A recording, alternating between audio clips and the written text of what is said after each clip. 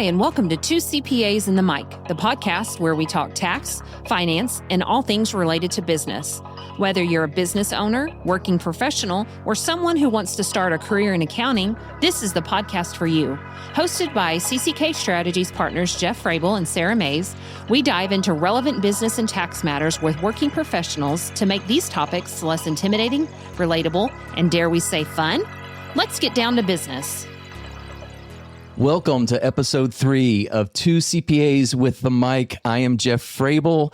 Today we are talking about CliftonStrengths, what it is, how you can use it in your business to maximize productivity, profitability, and your teammates' interactions. With me today is my teammate and partner, Sarah Mays. Good afternoon. Good afternoon. And then we've also got Christy Porter. She has been with us at CCK for many, many years, and we wanted to highlight who she is and what she does within the firm. Besides being our producer extraordinaire on this podcast. Thank you for adding extraordinaire. Specifically that, but we wanted to highlight you, Christy. Thank you for joining us on the mic today. I'm so pleased to be sitting in this chair and on the mic. So Christy, start in. What is CliftonStrengths? Tell us about, before you get into that though, kind of tell us a little bit more of your background and how you got into CliftonStrengths and what you're doing with it. Okay. I'm Christy Porter. I've been with CCK for almost 10 years. Every time I say that, it shocks me because it has flown. It's just flown. My role at the firm is pretty diverse. My title is I'm the Director of Business Growth and Development. I started out at CCK as a director of marketing and recruitment. My background's primarily in business development. Economic development? Yeah. Right? Yeah, economic development, business development, primarily BD in lots of different industries. Which is short for business development. We're going to say BD a lot. We're going to say BD. Yeah, Yes. we are. So business development is ultimately, in my world, it's been developing relationships that turn into profitability for the firm, whether it's revenue generation or new relationships, anything that's been positive for the company I've been with. At CCK, when I started, that was the goal. When I arrived, our firm was in such a rapid state of growth. We found that we needed more help within marketing verticals and recruitment. I knew nothing. I really didn't. I'd never done any recruitment, but I knew business development. So I figured... Hold up. I've known you for almost 10 years. Yeah. Never would have known that you did not know how to lead in recruitment. That's a good point. I'd say the same thing. Yeah. Well, I think that I'm so glad that you said that because it really ties in nicely to how I use my strengths, how I use my natural talents to adapt. Yeah. I knew business development. I knew how to learn something, and I knew the ultimate goal. I knew what the end product needed to be. So I figured a way to use my natural talents to get there. So I went through that process for about 8.5 years, and we continued to grow and created a lot of new jobs and new positions within the firm for people who were going to be what I'll call future decision makers. And so with that in public accounting, we have the need to grow business. In our world, we might call it a book of business. And no better way to partner with someone is than coaching them, because we all build business differently. Jeff, your book of business was built very differently than Sarah's book of business. Yep. Now that we have new people who are out there growing, bringing in new revenue, they need someone to lean into. They need someone to say, you know what? Let's just keep it real. Don't try to mimic Sarah. Don't try to mimic Jeff. Let's just keep it real. And I'm going to help them find their voice. I'm going to help them find some platforms and ways that they want to go out and ultimately market CCK.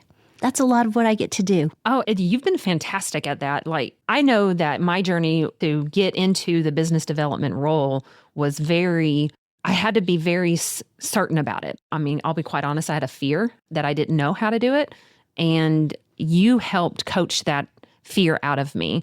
So you absolutely have that knack to help guide people to lean into their strengths. Thanks. I think a lot of the training that I have received through Gallup and through learning more about CliftonStrengths helped me to hone in, Sarah, specifically on how you execute. Ultimately, how you like to get stuff done. And so I knew that if we could hone into that, it was going to be a much more natural process for you to go out and engage in business development. Absolutely. But as far as CliftonStrengths goes as a whole, it's not just a BD tool. Absolutely not. So I would say part of my role is also to lead and guide the CliftonStrengths initiative within CCK. CliftonStrengths is owned by Gallup. And ultimately, big picture, it's an assessment. It takes about 20 minutes. But it's not a personality test. It's not a personality test. But it is a test. It's an assessment. I like the CPA. That takes about 20 minutes, and it allows individuals to answer several questions to put different attributes in order. The assessment is made up of questions that help you put order into 34 attributes of success. The way it started, Gallup identified these primary attributes in successful Through like people. years of testing. Yeah, lots of data. When you think of Gallup, you think of data. Well, it's data. You guys love data, right? It's how you make decisions. We need people like you to summarize the data for us. Yeah. I'm not analytical. I'm not analytical, but I can take something that's really complex and create some narrative. So, Christy, let me just ask you a quick question for maybe some of our listeners that may be business owners and they're hearing this for the first time. And we don't need to go into all the detail, but we do quite I would call a thorough testing process through the recruitment phase, just to make sure that we know personalities, and it's not a knowledge and information test, but it's just kind of who are you? And we didn't just start off with CliftonStrengths, but from the time we started to the time we really started utilizing, how many years are we talking about? I want to go back a step, Jeff. CliftonStrengths is not a recruiting tool. Okay. It's not a recruiting tool. We use other tools within recruitment to see if a person's going to be a fit within this high-performing entity.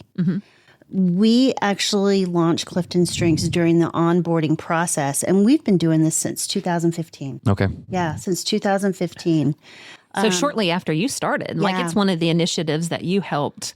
There were a lot of great ideas. It's kind of how the podcast was born. Yeah. Some people had been chatting about it, and then the right person asked the right questions, and it fell into place. That's awesome. So one of our founding partners, John Curzon, had taken a course in a Leadership Tulsa session and was in. He loved it.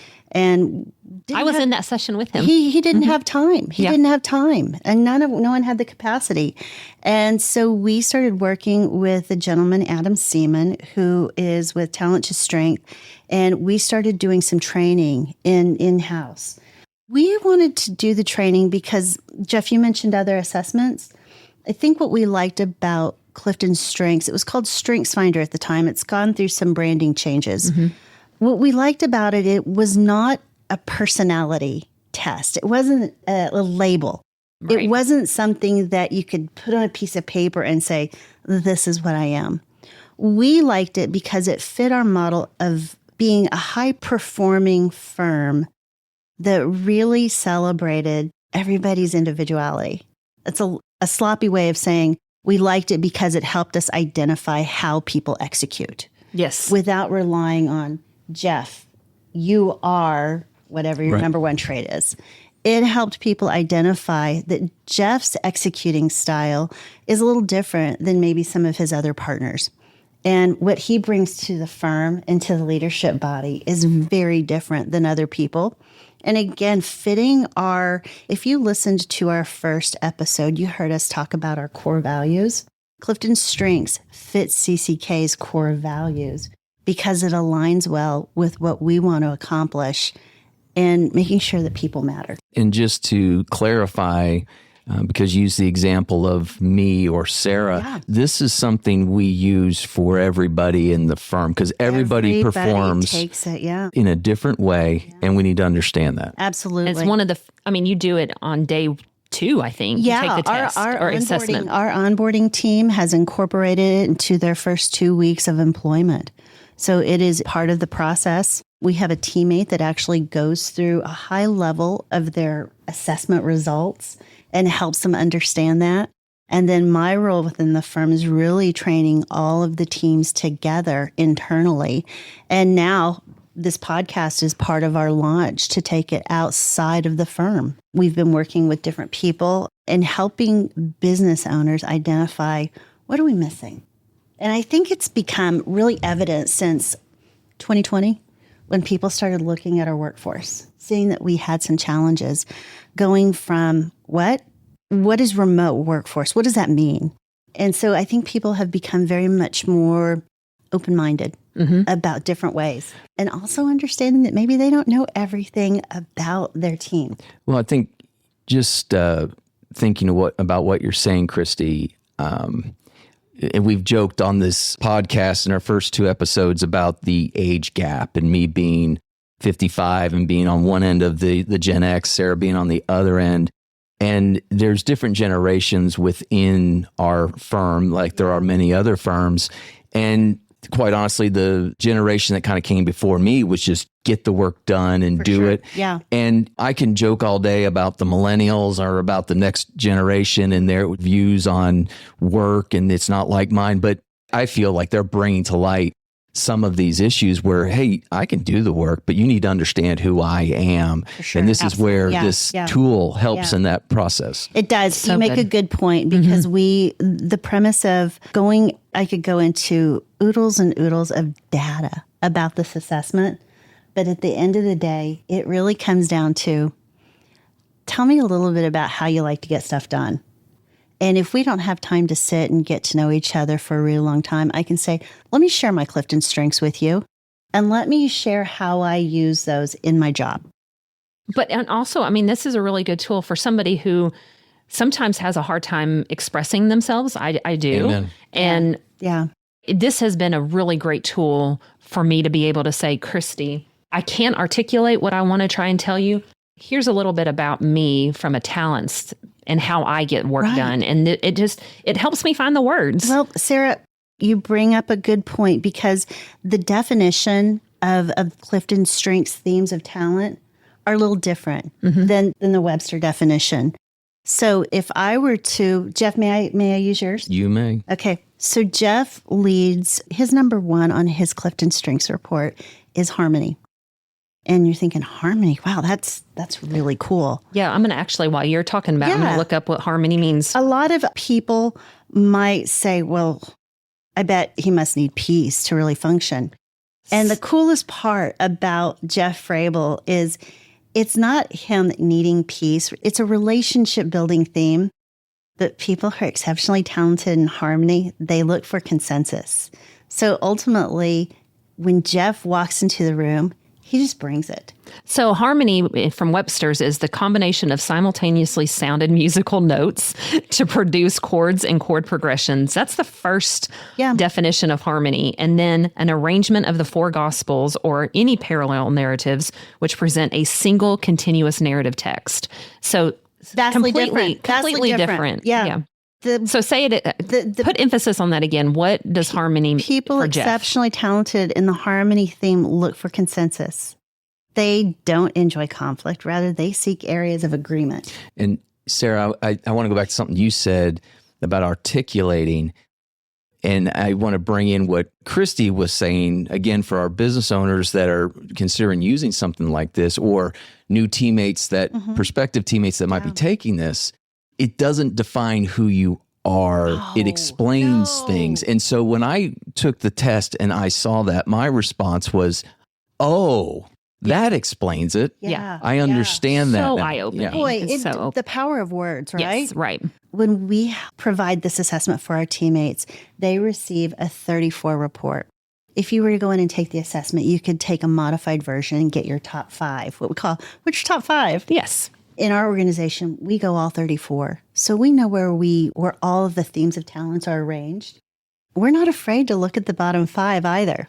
But Jeff, going back to that explains it all. Within this report, there is something really cool about having words that just make sense.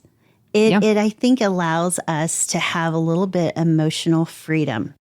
And this theme keeps playing in my life lately. I have a daughter who, we're a lacrosse family, and she's in her third year of college. And for the past few months, she's been using this phrase, I just really feel like I can play free. I would say freely, but I won't adjust her grammar right here. I can just go out and I can play free. And I'm like, that's beautiful. I don't really know what it means, and I don't think it's for me to ask right now, but I know she knows what that means. We went through something recently, and there was an exercise of just releasing a burden, leaving the past where it belongs. We can't rewrite the past. We can't redo it, even though we want to play it back over and over, right? But there is this foundation of understanding that if I can leave the ick, the junk behind, I can just go out and play free. Yeah. And that has been my new theme. What I love about the ability to read into this report and read a little bit about myself is that I have absolutely no shame that my top 5 is very different than anybody else's in this firm. Right. If I were to play the game of comparison, if I were to do that, I would be the anomaly. I would be thinking, what in the world am I doing here? Well, I've got no business being here. let me jump in here, because this is an important part of my journey as a professional, as a partner. When we took this and I looked at my top 5 at the time were completely different than my partners. And we'll get into kind of what our top 5s are, but they were different. And I contend the demon of comparability steals joy. And I went into a hole because I went, I'm not like my partners. How can I be this way? And the more I have learned, the more freeing I have become. So you're right on target. Yes, absolutely. Yeah. So let's start back. Like, how do you even start? Like, where do you even start if you want to take this assessment? Go simplest form. So I give you a website, go and search CliftonStrengths assessment, and you can purchase an assessment. You just go to their website. Gallup has a site. And then what generates? What do you get out of that? You get a test. And then depending on which product you purchase, if you buy your top 5, I think you can spend, if you want to buy the 34 report, you spend $60. Okay. And you get this amazing report that tells you about the details of your top 10. And the top 10, here's what's really cool. Sarah, if you and I had the same top 10, but they were in different orders, our reports would be really different. Yes. Because it's taken the data and really summarized to how you answered the questions. Right. So because you and I are two completely different, night and day, two different human beings, and how I answer those questions are definitely going to be different. How you answer those questions. So, and even though we may still have the top number 1, it all interjects and all works together on how the others. Well said. The coolest part about this too is identifying what people's top 10 are and where their bottom 5 are. And what I love about the bottom 5 is it's important to understand your blind spots, your weaknesses, if you want to call them that. I'm okay with weaknesses. In a firm like ours, we are so efficiency minded. We're not all that interested in spending time and fixing the weaknesses. That would be like, Sarah, I need you to go be more like Jeff. Right. Let's spend the time in investing Let's work into on these. your being and make you like Jeff. What a waste of time and a waste of talent and a waste of energy. Do you guys agree with that? Agree. Yes. And I don't want to be like that. I don't want to be like Sarah. Frankly, totally. So tell us, Christy, how does all this kind of work together? Because the one thing I want to point out is you don't necessarily want a team that is all the same. You don't. Jeff, you don't want a team of people who see the lens the exact same way. No. The wonderful thing about this, it gives us the acknowledgement that we all view the world through a different perspective. And that sounds like common sense, right? But until you actually see an assessment like this and compare it to the people around you, there are so many green lights that will pop off and you're thinking, well, no kidding. Yeah. Think about your marriage. I remember when my husband Chuck and I took it, and we'd been married for quite a while. And I'm going to say it, I felt a little bit like an idiot. I felt kind of arrogant that, well, no kidding. I've always known that we are on opposite ends. Yes. But when I had a document that told me a little bit about how we executed and it gave some rhyme and rhythm to it all, it made so much sense. Well, and it kind of takes out the frustration. Oh, I call emotional efficiency. Yes. Big time. So, Christy, that's an amazing way to use it on a personal perspective. Sure. Well, we were talking the other day, you gave us an example of you were trying to communicate with a highly technical professional of ours. Right. Now, obviously, we're not going to drop names, but, sure. but give the background of how that works in a business sense. So here we are. We're in a public accounting firm. I think I've said before on the podcast, I am the most non-accountant, most night and day. Yes. When I would talk to my teammate, I was talking to her and I felt like she didn't understand the language I was speaking. I could tell by her body language. I could tell by eye contact. I could see it all. In the words of Chris Rock, or is it Chris Tucker? Are you understanding the words that are coming out of my mouth? Seriously. Rush hour. Yes. And for me, someone where communication is really important, that disconnect was a dagger. It was a dagger in my confidence. It was a dagger in my heart. It's mentally exhausting. Absolutely. I felt like I was just not firing in all cylinders. Mm-hmm. So I was sure that she must have thought I was an idiot.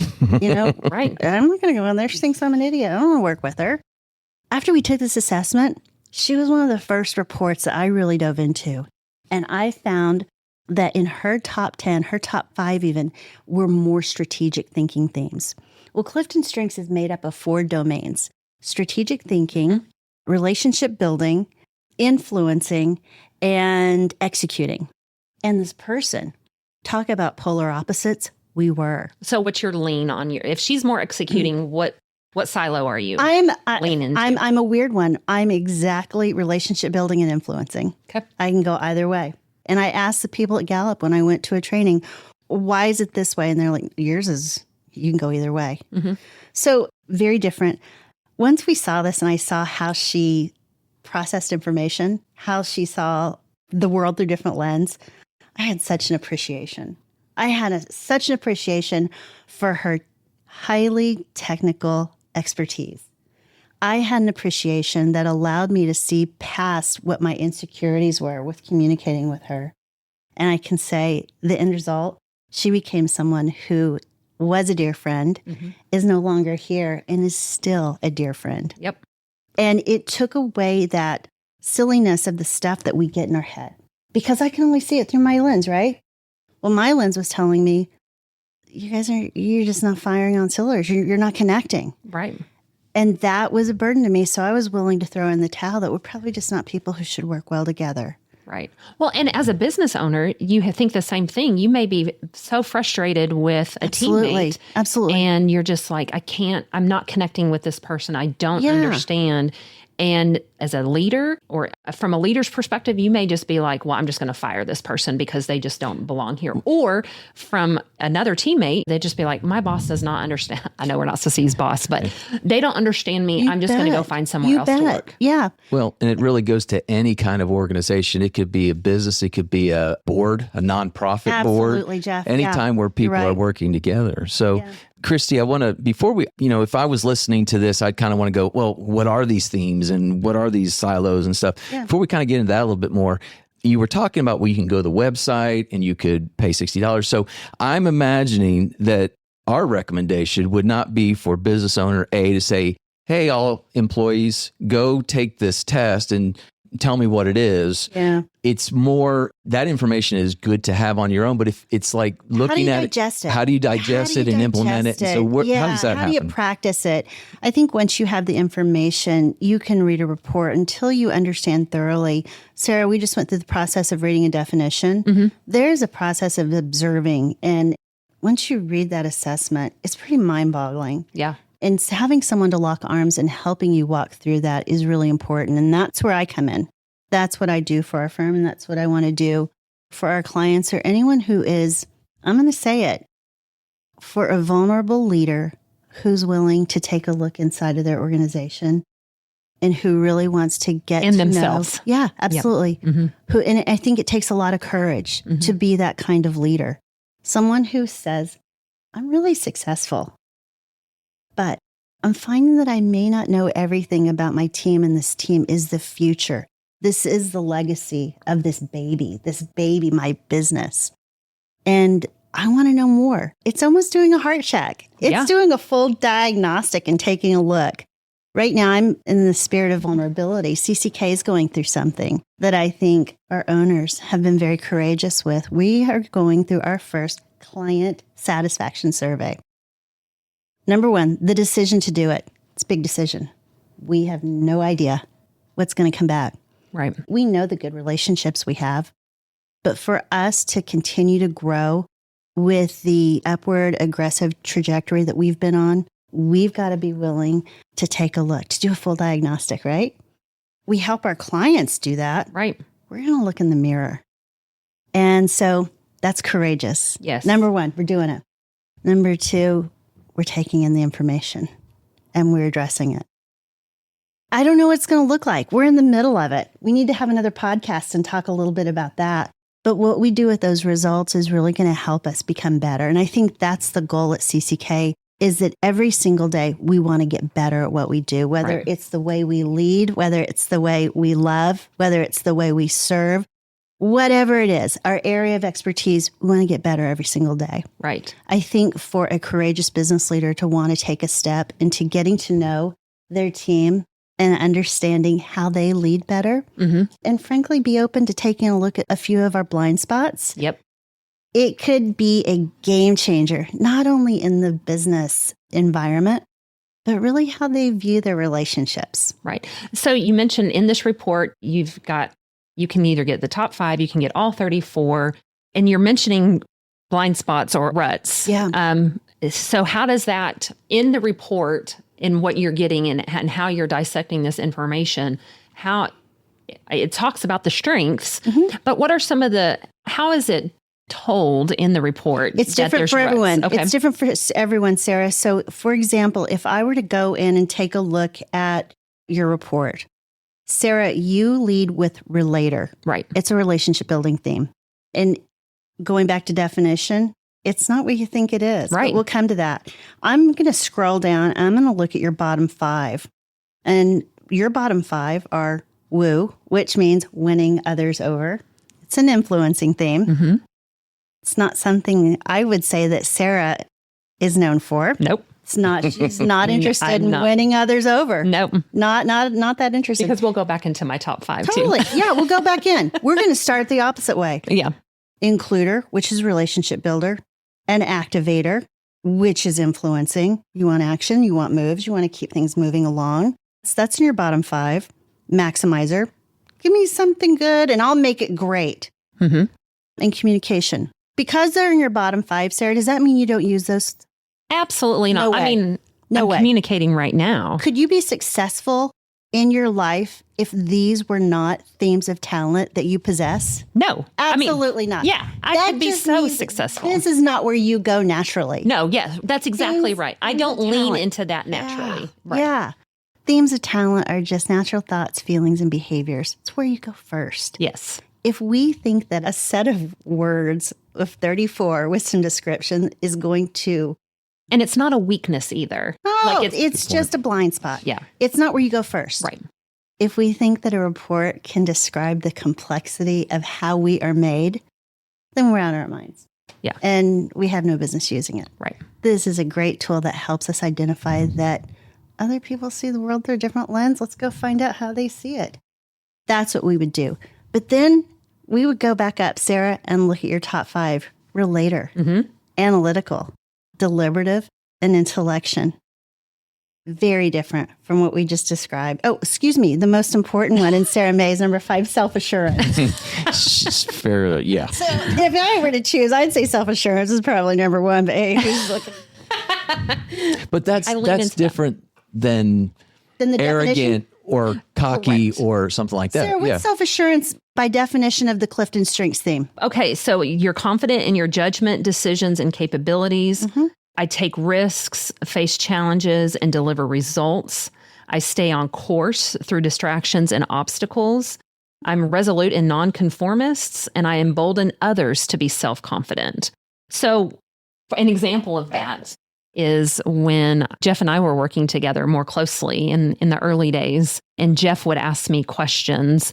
I feel like and you correct me if I'm wrong, I felt like you gained a level of trust in me because Absolutely. I was very self-assured in my answers and in what I found and in my research. Yeah, and someone that's self-assured is not from the perspective that they can pull something over on you or they're tricky. It's just that they have that confidence. There's a high level of assurance. Yeah. Sarah, you asked, and if anyone has not listened to episode number 2, I encourage you all to go back and listen because you're going to hear some really amazing nuggets.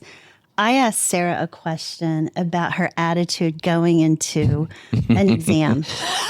And with purpose, because in my mind, I'm thinking, where's self-assurance in this process? I'm sitting here and thinking through her CliftonStrengths and how she processes.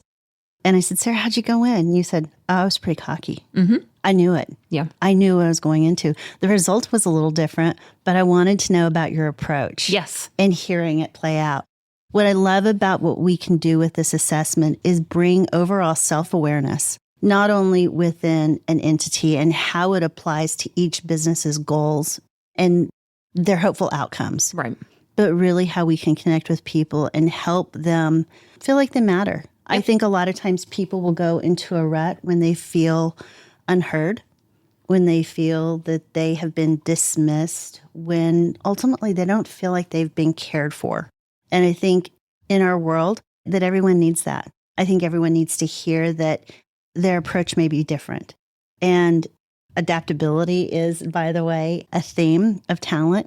And you'll see people in your organization, people who are very open to feedback, really want to adapt and mold to the changes that are happening. As I said before, our workforce is going through so much, and any tool that we can use to help people get to that next level in professional development or in their career goals, I think is advantageous for anyone, which is ultimately why we use it. Right. Well, and going into the rut, just to give an example of a rut, for me, especially leaning into that self-assurance, if I don't feel like I'm being heard or validated in what I'm trying to communicate or say, I will go into a stubbornness and I will dig my heels in and not budge on what I need. And my husband 100% can attest to that, that he can see that stubbornness in me. Yeah. But probably the most amazing piece about using it in our organization is that knowing if people know that and we're leaning in and using this tool,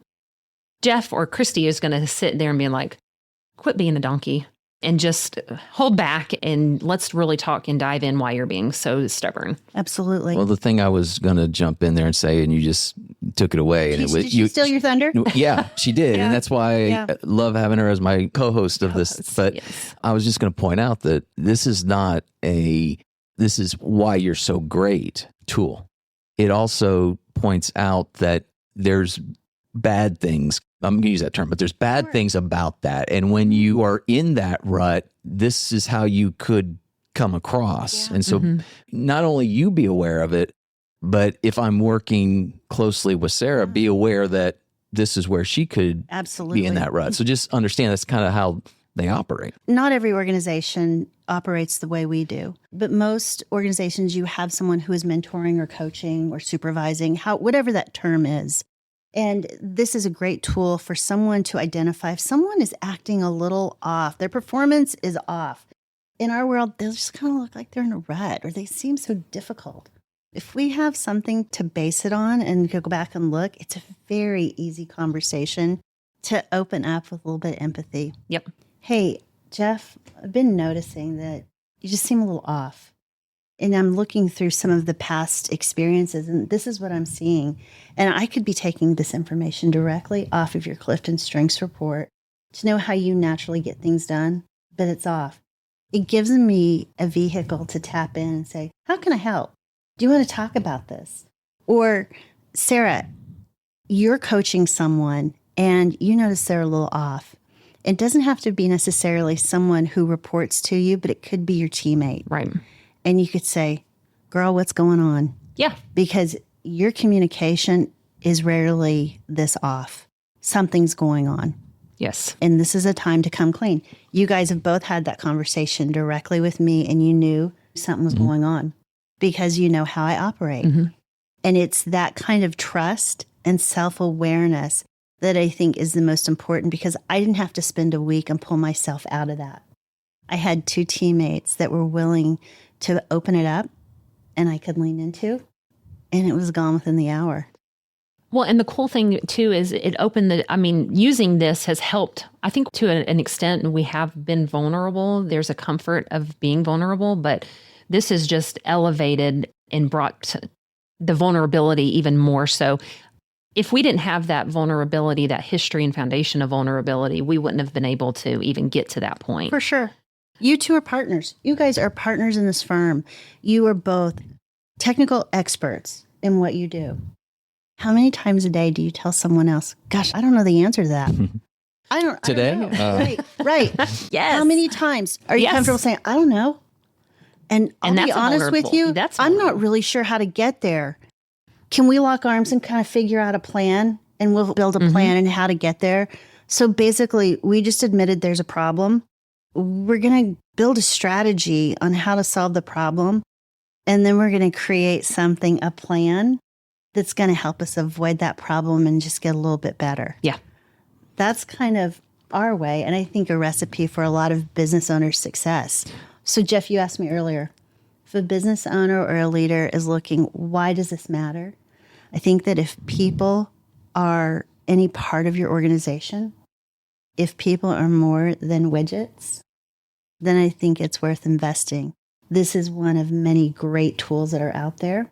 We just have a proven history of why it works with a firm that is growing at the rate that we're growing with, and I've used this term before, with a conundrum of talent. Sometimes there's so much talent, you just don't even know what to do or how to tap into it.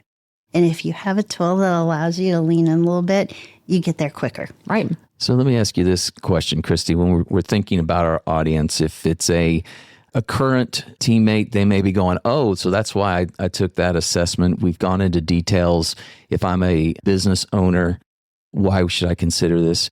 If I'm a prospective teammate, if you're being recruited by CCK or you're already a licensed professional and maybe looking to make a change, how many out there in the market are using this kind of tool? Is this something everybody's doing? I know it's not isolated to CCK, but as it relates to our industry and our market, is it common? Is it not common? I don't have the data. I don't have the data to give you a number, but I know that it is not common.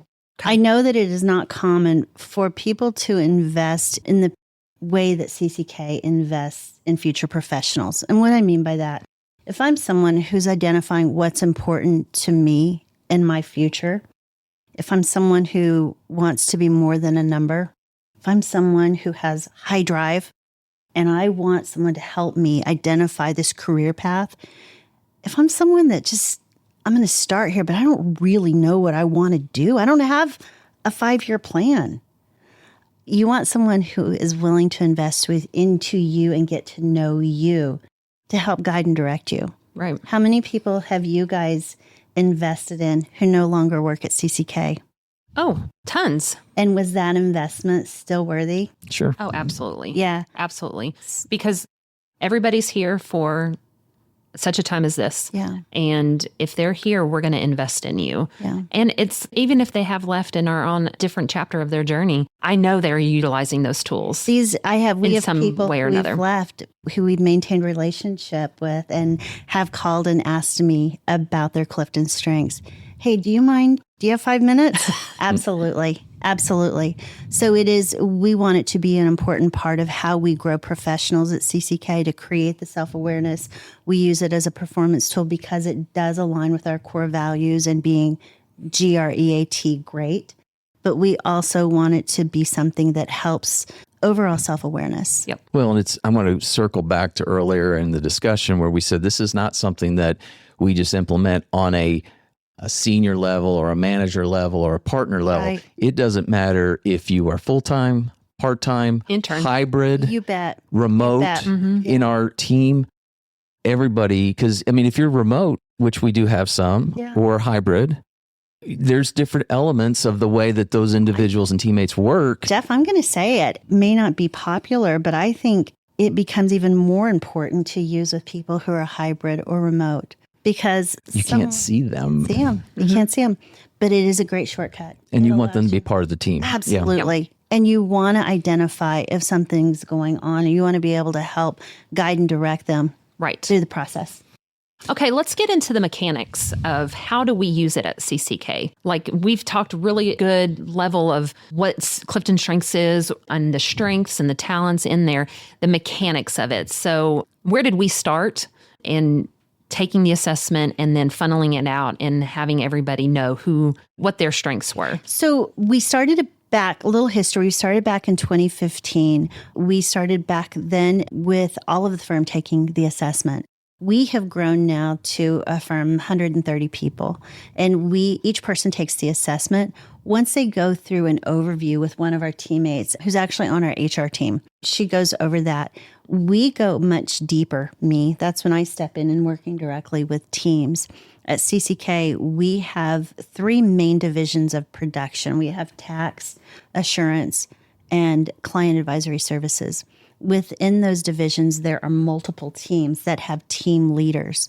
For each of those teams to be a successful vertical, we need to make sure that people understand a little bit more about those individuals, because we don't want to just see them as a siloed vertical within what we call client advisory service. We call it CAS. We don't want to know. And because we don't have time to go around and get to meet everybody, we don't want to just look at their report, but we want it to be a great opening. So in that vein, the whole report you give the whole firm every once in a while gets a refresh of everybody's top 5. So I have access to the entire organization's top 5. And we've also narrowed it down where we can give the whole firm their top 34 because we're so much more mature in how we understand the tool. The top 10 is really where we live, because we're beyond the nuance. Right. We're beyond that initial observation phase. So we look at their top 10, and then we can look at the bottom 5. What I love about seeing the bottom 5 when teams are working together is that you can see who might lean in. So Sarah, let's take a look at your bottom 5 and my top 10. If we were on a team together, in my top 5, my number 1 is connectedness, followed by positivity, activator, maximizer, and communication.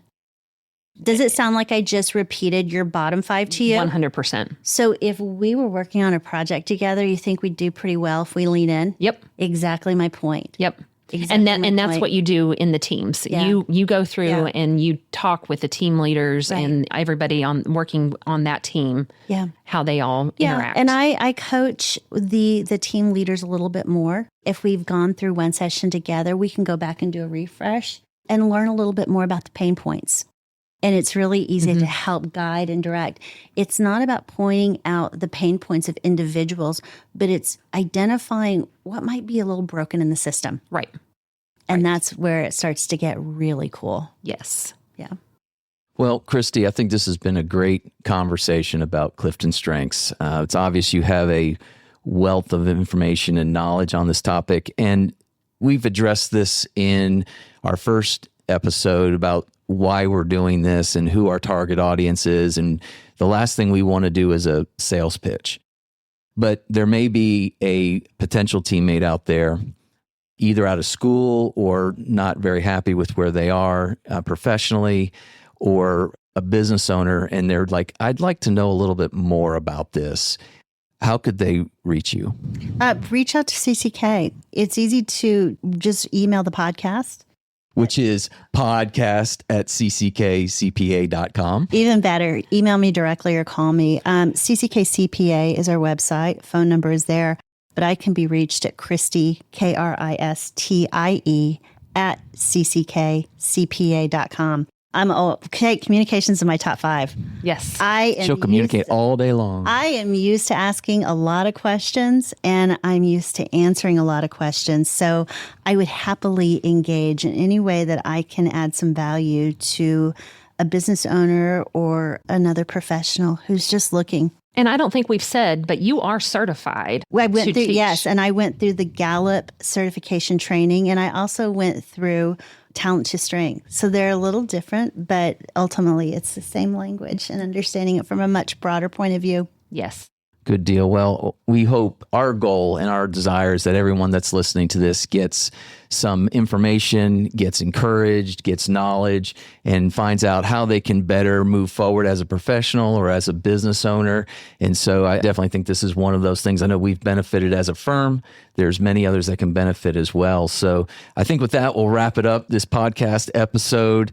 Remember, you can email us questions, comments. We want to connect with you. I'm not sure. We're so early in this that I think at some point in time, there'll be likes or comments and our feelings will get hurt and all that kind of stuff. But right now, if you want to connect with us, bring it on. Say, listen, what's your number one? That's number Confidence. 5, but yes. But we do want to bridge between us and connect. And so you can email us at podcast@cckcpa.com. We still are not sure if that personalized autographed CCK tumbler has been sent out yet, autographed by KP, Mays, and Frave. And so again, even if you're at another firm, it's just a piece of memorabilia and potentially getting in on the front end. When we are hundreds of episodes down and broadcasting live at the AICPA conference. You can say you have a signed tumbler. So email us just to connect. The first person outside our firm that emails us will get that. But we do have our thank yous that we have every episode. We have CCK, our main sponsor. Thank you so much for everything we do. Christy, you were an expert today. Yes. You had the mic, but you are always our producer. Sarah's husband, Robert, thank you for the intro, outro music. Our sage and wide guide, Clarence Fisher with Tulsa Internet Marketing Services. Lee Dahlberg, our wonderful IT guy who does video and audio engineering. And we look forward to having you at our next episode. Be sure to join us when these two CPAs get together and talk, and you get to find out who's on the mic. The information provided on this podcast is for general informational and educational purposes only and does not constitute accounting, tax, legal, or financial advice. While we strive to provide accurate and up-to-date information, laws and regulations change and individual circumstances vary.